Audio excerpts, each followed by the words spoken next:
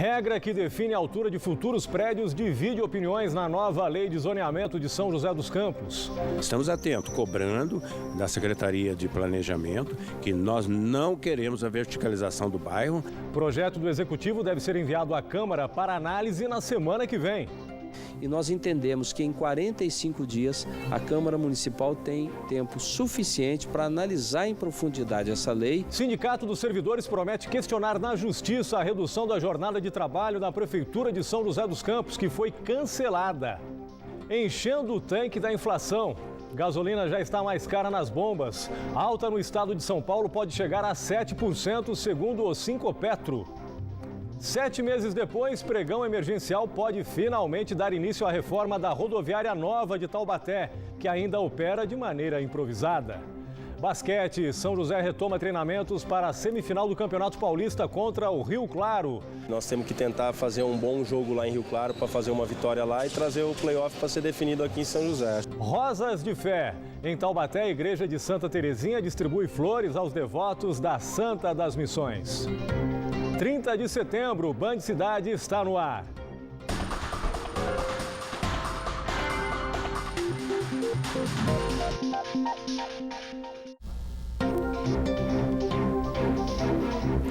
Boa noite. A Prefeitura de São José dos Campos analisa as sugestões dadas à Lei de Zoneamento antes de mandar o projeto para ser votado na Câmara.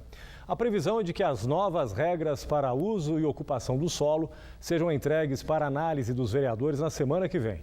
Enquanto isso, a lei que é necessária para o desenvolvimento ordenado e sustentável e também para alavancar a economia da cidade é questionada por alguns setores. O bairro Vista Verde, por exemplo, não quer a verticalização. E as construtoras criticam, principalmente a outorga onerosa, uma compensação em dinheiro que seria paga no caso de prédios que ultrapassem o limite de altura. Em São José dos Campos, o sossego tem endereço fixo. No bairro Vista Verde, 3.000 famílias têm a tranquilidade como vizinho. A vida é muito tranquila, sem semáforo, sem estresse, só com uma vidinha assim, quase uma roça dentro da cidade. Aqui as calçadas são arborizadas e as ruas estreitas, sem muitos carros. Mudanças só na pintura das casas. Mas em 2010, a atual lei de zoneamento autorizou a construção de prédios nos bairros. Em fevereiro deste ano, o Tribunal de Justiça derrubou a emenda que permitia a verticalização. E a população quer que esse veto seja mantido entre as novas regras de uso e ocupação do solo. O bairro completou 42 anos, foi planejado para ser um bairro estritamente residencial. Estamos atentos, cobrando da Secretaria de Planejamento que nós não queremos a verticalização do bairro. As ruas, algumas ruas que já foram permitido comércio, essas ruas a gente quer que congele, não pode ter mais comércio nas ruas do bairro. Só propusemos a verticalização dos 2 centros comerciais, que é as 2 áreas projetadas para ter comércio. Então tem que ter um equilíbrio para que isso traga uma certa tranquilidade para a comunidade. Desde 2014, a Prefeitura estuda alterações. O tamanho mínimo dos terrenos para construções passa de 200 metros quadrados para 160 metros quadrados. E as áreas de proteção e preservação ambiental serão expandidas. Audiências públicas já foram realizadas e cerca de 700 sugestões anexadas ao projeto, que deve ser entregue à Câmara na semana que vem. 5 anos atrás, a lei de zoneamento aqui de São José dos Campos foi revista. Naquele ano, as alterações que foram feitas desagradaram os empresários da construção civil. E essa repaginada proposta agora pela Prefeitura ainda causa insatisfação. O setor acredita que o custo das obras de um prédio, por exemplo, deve aumentar em 6% e que nos próximos anos a cidade deve sofrer com a falta de moradias. Na lei atual, um terreno de 1.000 metros quadrados pode receber um prédio de 10 andares, por exemplo. Na nova lei, o número de pavimentos deverá cair para 3. A construtora que quiser ultrapassar esse limite vai ter que pagar a mais por isso. É a chamada outorga onerosa, Segundo a Prefeitura, essa regra só passa a valer 5 anos depois da aprovação da lei. Essa taxa, pelos nossos cálculos, elas implicarão em um aumento no custo da obra entre 6% a 8%. E como nós temos aí um PGT, que é o Polo Gerador de Tráfego, que gera entre 3% a 4%, as nossas obras poderão ser oneradas entre 10% a 12%. A renda da população está sofrendo um pouquinho aí por conta da inflação, não há uma reposição. Nós temos hoje uma situação especificamente em São José dos Campos, com uma diminuição muito grande da atividade industrial, tem havido uma diminuição aí dos empregos industriais, que são uma base forte, empregos de longo tempo, de permanência. Então, qualquer custo hoje a mais, ele realmente afeta negativamente a construção civil. O prefeito Carlinhos Almeida reconhece que a nova lei de zoneamento não vai agradar a todos, mas considera as mudanças essenciais para a cidade voltar a crescer e espera uma rápida aprovação na Câmara. Verticalização. A questão da qualidade de vida não está ligada à altura do prédio.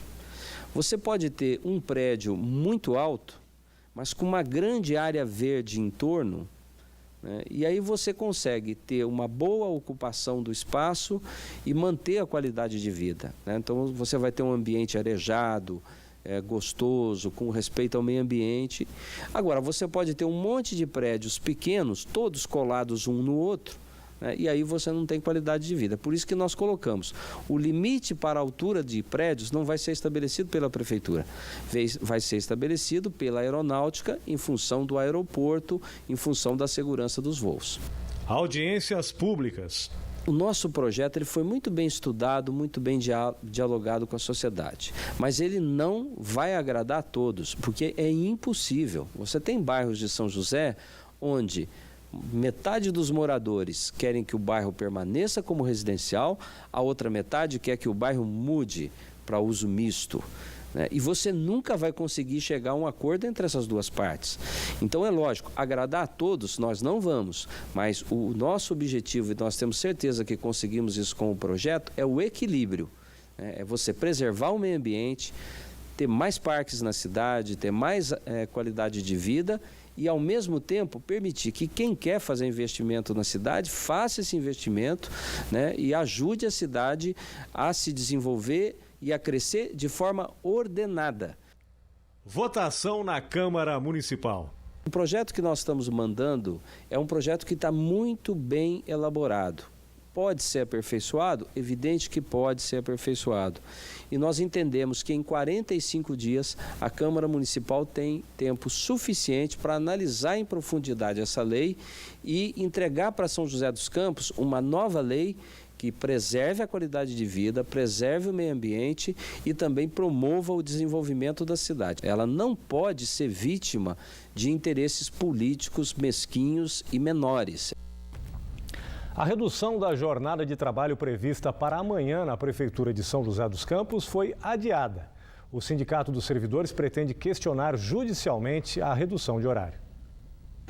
Com a medida, o expediente na Prefeitura de São José dos Campos segue normalmente das 8h15 da manhã às 5 da tarde. Se fosse entrar em vigor, a Prefeitura tinha estimativa de gerar uma economia de 5 milhões de reais em despesas com eletricidade, água, telefone e horas extras até o dia 31 de janeiro de 2016. Já em Jacareí, a situação é diferente. A partir de amanhã, os servidores vão trabalhar das 8 da manhã às 2 da tarde. Apenas o atendimento bem, a Diretoria de Administração Tributária e o atendimento à população no SAAI, o Serviço Autônomo de Água e Esgoto, permanece com o horário normal. E em Ubatuba, o atendimento acontece das 8 da manhã à 1 da tarde, desde o dia 15 de setembro, e segue por 90 dias. A medida não se aplica aos serviços da Secretaria de Educação, Obras e Saúde, que continuam com a carga horária normal. Os donos dos postos não esperaram nem acabar o estoque com o preço antigo e já começaram a reajustar nas bombas o preço da gasolina. Consequência do aumento de 6% nas refinarias anunciado ontem pela Petrobras. O óleo diesel também subiu 4% nas empresas que produzem o combustível. Segundo o Sincopetro, Sindicato do Comércio Varejista de Derivados de Petróleo, o reajuste para o consumidor no estado de São Paulo varia entre 5% e 7%. E o diesel pode chegar a 4,5%.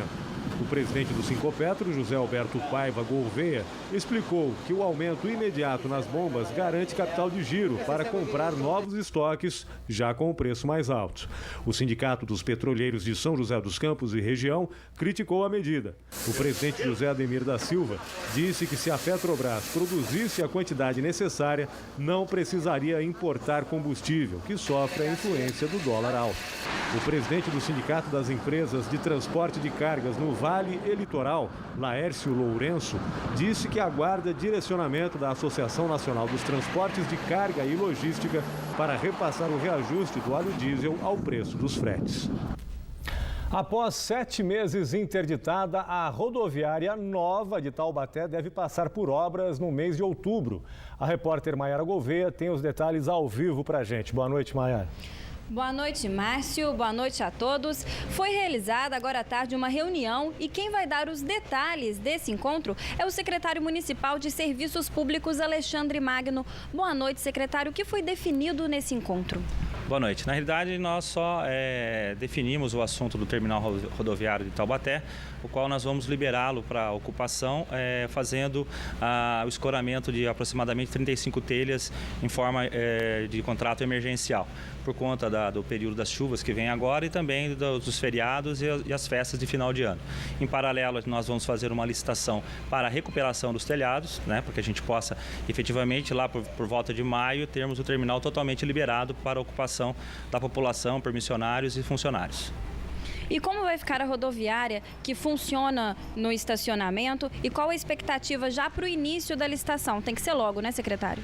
Sim. Ali vai ser desativado, voltar ao estacionamento que era antes. E a nossa expectativa é que essa licitação tenha a publicação por volta de meados de novembro, no máximo, e o início das obras em dezembro e encerramento por volta de maio, junho, tudo encerrado com recuperação e a retirada dos escoramentos que ali nós vamos ter que colocar. Então essa é a nossa proposta para poder agilizar aí toda a demanda da população por conta do aumento do uso do terminal rodoviário nesse período.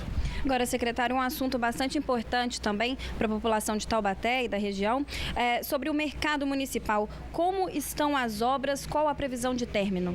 O contrato foi assinado hoje, coincidentemente, pela empresa vencedora. Já tivemos uma reunião prévia da estratégia que vai ser adotada. A previsão é de que em 5, 10 dias ela já inicia os trabalhos de melhoria, pintura, troca de telhado, retirada de goteiras, trocar os vidros, enfim, uma série de melhorias ali no mercado, algo em torno de R$800 mil de investimento. A previsão nossa é que comece agora por volta de 10 a 15 dias e a gente encerre ela provavelmente de torno de 6, 7 meses ela já esteja encerrada. Em julho, o senhor afirmou em uma entrevista para a Band Vale que as obras começariam em 30 dias. O que aconteceu? Na realidade, porque todo o processo licitatório ele tem, às vezes, questionamentos de empresas e de outros interessados. Então, há um trâmite burocrático, por isso foi o motivo da demora. Muito obrigada, secretário, pela sua participação. Voltamos ao estúdio. Obrigado, Maiara. Boa noite para você. A seguir, o governo de São Paulo divulga o calendário do IPVA 2016. E também, criança de 5 anos é vítima de sequestro em São José dos Campos. A hora certa, 7h03, a gente volta já.